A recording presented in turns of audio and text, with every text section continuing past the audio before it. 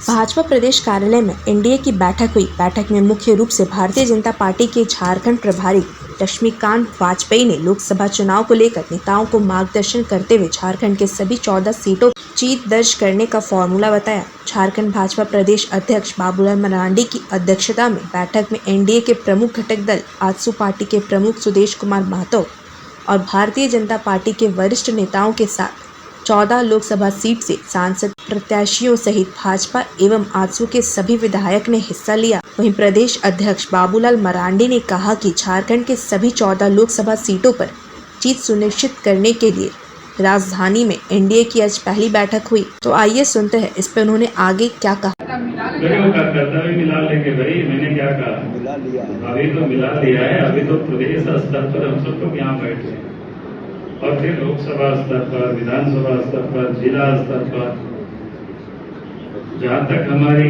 इकाई है, जो कि प्रखंडों में हमारी इकाई नहीं होती, हमारी इकाई अलग से मंडल की हम लोगों ने रचना की, इसलिए मैंने जिला तक की बात कर रहा हूँ। इनकी इकाई है मंडल स्तर पर, तो हम वहां भी हम लोग देखेंगे प्रखंड स्तर पर कि कैसे सब कार्यकर्ताओं का सामंजस्य हो जाए और सब लोग काम में लग जाए। उसकी शुरुआत आज हम सब लोगों ने किया है। हमें 14 के 14 सीट जीतना है, सब कार्यकर्ता को काम में लग करके और जनता को एनडीए गठबंधन के साथ जोड़ना है, जुड़े हुए उनको फिर निमंत्रण देना है सबको मिल। तो बोलते हैं कुछ चुनाव ये सब होते रहता है, आजमाइश करने के लिए बहुत सारे लोग आते हैं जाते हैं, ये कोई बहुत अप्रत्याशित ये घटना नहीं है। 14 में से 12 सीट एनडीए गठबंधन के पास था।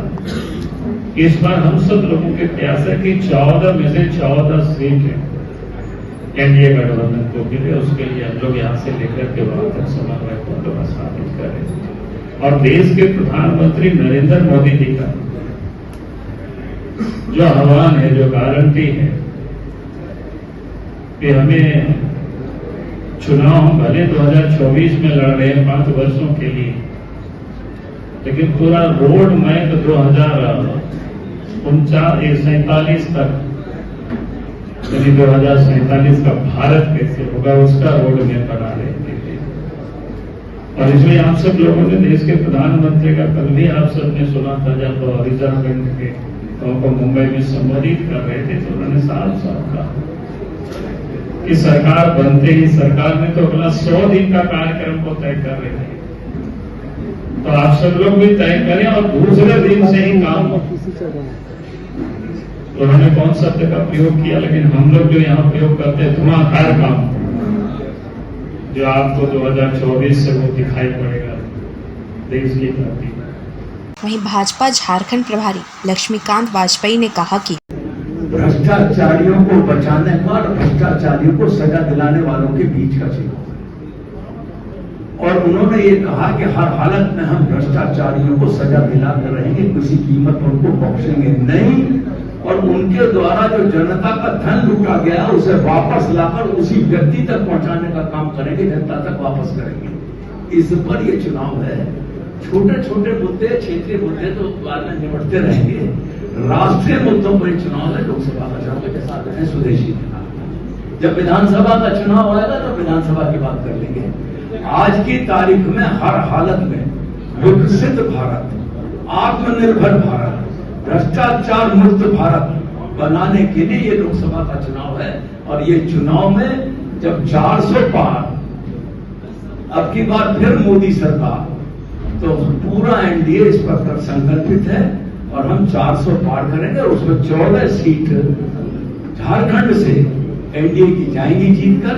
इसके लिए मिलकर काम करना कर रहे हैं और आज उसके लिए प्रारंभिक बैठक भी हुई है और लगातार बैठक करके काम को जोड़ेंगे। हर हालत में 14 की 14 सीटें जीतेंगे और गांडे का भी जो अंतिम निर्णय होगा, जो प्रत्याशी लड़ेगा एनडीए का, अंतिम प्रत्याशी गांडे का जो होगा वो चुनाव जीतेगा। अब की बार भारतीय जनता पार्टी और एनडीए ये भी दिखाएंगे। हेमंत जी के तो एस्टेब्लिश फैक्ट है, ईडी ने जांच में उनको सत्यापित कर लिया है। ऐसे ही केजरीवाल के विरुद्ध भी ईडी ने सत्यापित कर लिया है। कोर्ट ने रिमांड दिया नंबर 1, और उसके बाद जुडिशियल रिमांड दे दिया, जमानत नहीं दी। हाई कोर्ट तक जा चुके, सुप्रीम कोर्ट तक जा चुके कुछ केसेस में। इसका मतलब है कि भ्रष्टाचार। तो वहीं आजसू सुप्रीमो सुदेश कुमार महतो ने कहा कि हमारे दल के लोग भी राजकुमारी के लिए कांटे गए हैं।